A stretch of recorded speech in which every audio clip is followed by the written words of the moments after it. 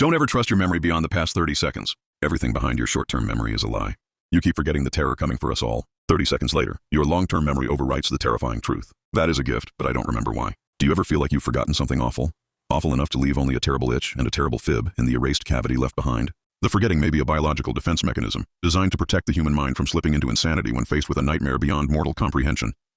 The forgetting may, and this is a far more haunting possibility, be a paranormal occurrence that I have yet to uncover, or that I simply don't remember uncovering.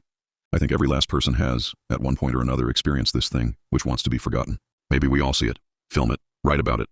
But half a minute later, we forget the truth of those images and texts. When you reflect on reading this, for instance, you'll remember only that you've forgotten something. Even now, I'm writing only what I do remember, that there exists a thing to be forgotten at all. Whatever horror occurred in my bedroom maybe 5 or 6 minutes ago has been replaced by a memory of me sitting in the lounge and watching television.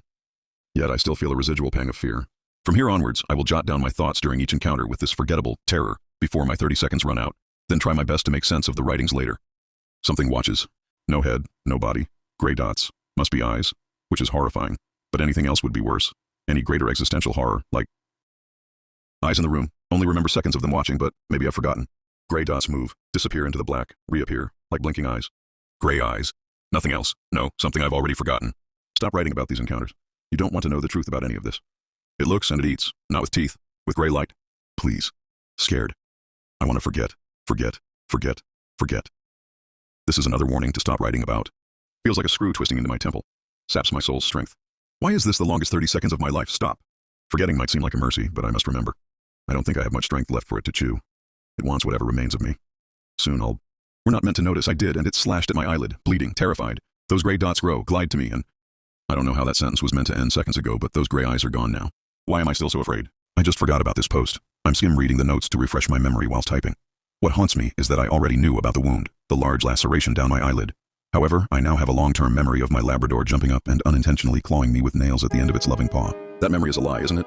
I just read my notes and remembered the wretched truth all over again. I'm frightened and alone, and wondering how many other people across the world are stuck in a loop of fear and forgetting right now.